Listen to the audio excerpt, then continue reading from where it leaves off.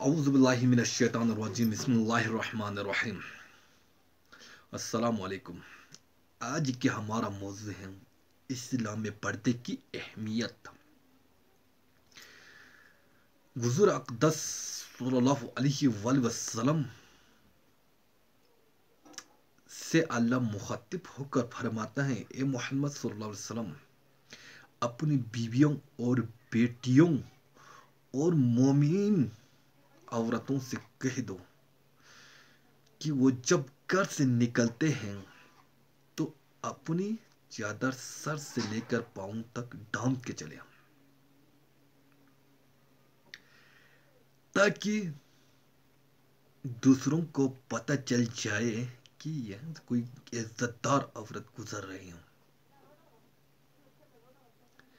حال ہی میں انڈیا کی ایک ویڈیو وائرل ہو چکے ہیں جس میں شاہ رخ خان ایک بے پردہ عورت سے گلے ملاتے ہیں، اور جب ایک باپردہ بلخے میں حجاب میں ایک عورت آتے ہیں تو ان کو جھک کر سلام کرتے ہیں۔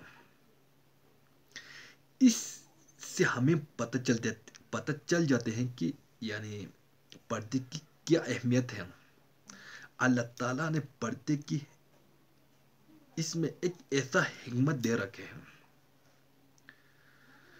عورت کے پردے کی سب کو فکر رہتی ہے، سب پوچھتے ہیں کہ عورت کا پردہ کیسا ہونا چاہیے، یہ سب جانتے ہیں۔ اللہ تعالیٰ قرآن کریم میں یہ بھی ارشاد فرماتے ہیں کہ مومن مردوں سے کہو کہ وہ اپنی نظریں نیچے رکھیں اور اپنی شرمگاہوں کو پردے میں رکھو۔ پردہ یعنی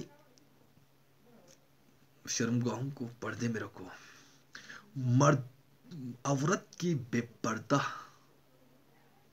معاشرتی تباہی کا باعث بنتے ہیں۔ جب عورت بے پردہ ہو جاتے ہیں تو شیطانی عملہ حرکت میں آ جاتے ہیں۔ حضرت محمد صلی اللہ علیہ وآلہ وسلم نے فرمایا، عورت پردے میں رہنے کی چیز ہے۔ جب وہ اپنی پردے سے باہر نکلتے ہیں تو شیطان اس کو مردوں کی نظر میں اچھے کر کے دکھاتا ہے، اور عورت ستر ہے اور ستر چھپانے کی چیز ہے۔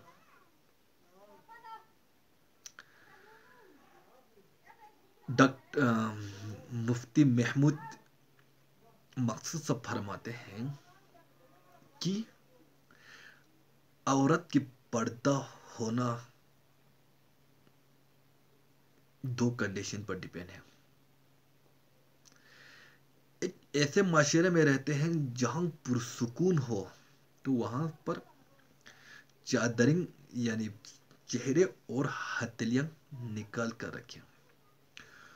اس کے اپوزٹ میں جب وہ اس معاشرے میں رہتے ہیں جہاں مطلب پرسکون ماحول میسر نہیں ہے تو وہ سر سے لے کر پاؤں تک بالکل پردے کے اندر ہی رکھو۔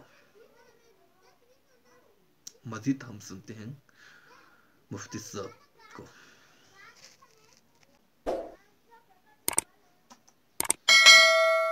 آذان سے پہلے نماز ادا کی جا سکتی ہے، یعنی خواتین ادا کر سکتی ہیں، مردوں کے لیے تو جماعت کی نماز ہے۔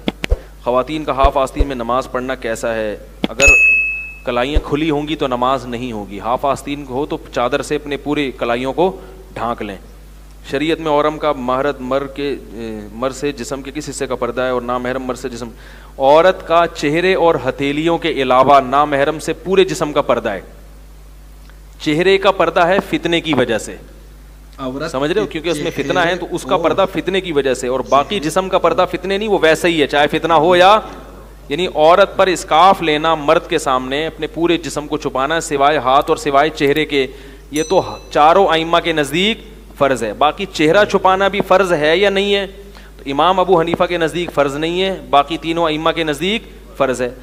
البتہ امام ابو حنیفہ کے نزدیک فرض نہ ہونے کا مطلب کیا ہے کہ اگر فتنہ نہ ہو تو فرض نہیں ہے، بعد میں جتنے بھی فقہائے حنفیہ ہیں ان سب نے اس پہ فتویٰ دیا ہے چونکہ فتنہ ہے جوان عورت کے لیے زمانے میں، لہذا اس زمانے میں عورت کو پردے کا حکم دیا جائے گا. سمجھ میں آ رہی ہے بات؟ تو جوان عورت پر بہرحال چہرہ اس کو چھپانا فرض ہے. ہاں یہ ضرور ہے کہ جو خواتین بالکل ہی ماڈرن ہیں، بالکل ہی دین کی طرف نہیں آتی، تو ان سے ہم یہ کہتے ہیں کہ بھائی something is better than nothing. ان کو پورا وہ جسم چھپانا وہ بڑا مشکل ہوتا ہے، تو ہم ان سے یہ کہتے ہیں کہ پورا پردہ نہیں کرتی تو کم از کم اتنا کر لیں کہ چہرہ اور ہتھیلی کھلی ہو، باقی سارا جسم ڈھکا ہوا ہو. تو کیونکہ چہرے کے پردے میں بہرحال ایک اختلاف بھی ہے اور اس کی وجہ بھی فتنہ ہے. تو یعنی اور اس کی امید ہے کہ جب اتنا پردہ ہوگا تو باقی بھی انشاءاللہ سمجھ میں، کیونکہ ایک دم سے ہر چیز ہر ایک کی سمجھ میں نہیں آتی. اب انگریز عورت کو بولو آپ پوری تمبو پہن کے آ جاؤ، شامیانہ پہن کے، وہ بیچاری جو کلبوں میں ڈانس کرنے والی وہ پھر نہیں. تو اس لیے کوئی بھی فقیہ ہے اس کو چاہیے کہ لوگوں کو مسائل بتائے، ان کی جو مینٹل اپروچ ہے نا اس حساب سے. تو جو اداکارائیں ہیں، فنکارائیں ہیں، یہ بالکل ہی ماڈرن خواتین ہیں، ان کو جب ہم مسئلہ بتاتے ہیں تو اسٹائل تھوڑا سا چینج ہوتا ہے. اس کو ہم کہتے ہیں کہ چہرہ اور ہتھیلی کھول سکتی ہو، باقی جسم چھپائیں. لیکن ایک عام خاتون ہے، اس کو جب ہم مسئلہ بتاتے ہیں کہتے ہیں پورا جسم چھپائیں، چہرہ بھی چھپائیں. اور بہت ہی نیک آدمی ہو، کوئی علماء ہو، تو ان کو ہم کہتے ہیں کہ بھائی ہاتھوں میں دستانے بھی پہنے اور پاؤں میں اسے بھی پہنے. بات آ رہی ہے سمجھ میں؟ تو یہ تھوڑا سا اسٹائل جو ہے نا زمانے کے لحاظ سے چینج ہو جاتا ہے. تو الاحکام تتغیر بتغیر الزمان، زمانے کے لحاظ سے، لوگوں کے لحاظ سے شریعت نے بعض احکام میں لچک رکھی ہے، سب احکام میں نہیں. نماز سب کو پڑھنی ہے، یہ نہیں کہ کوئی فنکار مسلمان ہوا تو آپ صرف 3 نمازیں پڑھیں 2 رہنے دیں، نماز تو نہیں ہوگی. بعض احکام ایسے ہیں جن میں شریعت نے کیا رکھی ہے. اسی طرح موسیقی بھی ایسے ہی ہے، موسیقی ناجائز ہے، حرام ہے، لیکن جو نیا نیا دین پر آئے تو ہم اس کو کہتے ہیں یار چلو. بعض نعتیں ایسی آ رہی ہیں جن میں میوزک ہے یا قوم ملی نغمے ہیں، تو ہم کہتے ہیں چلو وہ بالی ووڈ کے گانے سننے سے بہتر ہے کہ ملی نغمے سن لو. اس میں میوزک بھی ہے مگر میوزک کی حرمت بھی وہ بھی کسی وجہ سے ہے نا کہ اس سے غلط جذبات پیدا ہوتے ہیں. تو ہمیں پتہ ہے ملی نغمہ کا میوزک ایسا نہیں ہے جس سے غلط جذبات پیدا ہوں، تو ہم اس کو کہتے ہیں یار چلو ملی نغمہ سن لیا کرو، تھوڑا سا ڈیشن ہو جائے گا، خوش بھی ہو جاؤ گے، لک بھی آ جائے گا تھوڑا سا گانے. لیکن جب وہ تھوڑا پکا ہو جاتا ہے تو ہم اس کو کہتے ہیں بھائی ملی نغمے بھی وہ سنو جو بغیر میوزک کے ہیں. تو ہر ایک کو ایک لاٹھی سے نہیں ہانکنا چاہیے. حدیث میں آتا ہے یسرو ولا تعسرو بشرو ولا تنفرو، لوگوں کے لیے دین کو آسان کر کے پیش کرو، مشکل کر کے پیش مت کرو. لوگوں کو خوشخبریاں سناؤ، ڈراؤ مت. صحیح ہے نا؟ کوئی فنکار اداکار دین پہ آنا چاہتی ہے، اس کو ڈراؤ مت کہ تم نے تو جانا ہی جہنم میں ہے. اس کو بولو بھائی اب توبہ کا دروازہ کھلا ہوا ہے، پورے دین کو نہیں فالو کرتے، آدھے کو کر لو، آدھے کو کرو گے اللہ آدھے کی بھی تو اس کو اچھی اچھی امیدیں دلائے انسان. آج کل لوگ ڈرا کے کیا کرتے ہیں، وہ کہتے ہیں تو بڑا مشکل دین ہے، تو اس لیے معاملہ خراب ہو جاتا ہے. ادھر دین مفتی صاحب 2 بات کہے ہیں.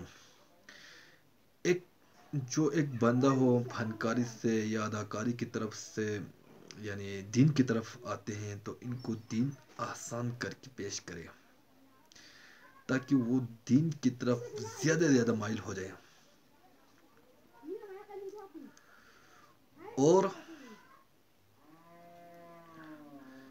دوسری بات ان سے یہ نہیں کہنا کہ دین کو اتنا آسان کر کے پیش کرے کہ وہ 5 وقت کی نماز کی وجہ 3 وقت پڑھے. ایسی بات نہیں، کیونکہ نماز فرض ہے اور ہم فرض ادا ہر صورت میں، چاہے مشکل میں ہو، آسانی میں ہو، کھٹن میں ہو یا کھنڈران میں ہو، نماز کو ہمیں چھوڑنا نہیں چاہیے بلکہ ٹائم پر نماز کو ادا کرنا چاہیے. Thank you.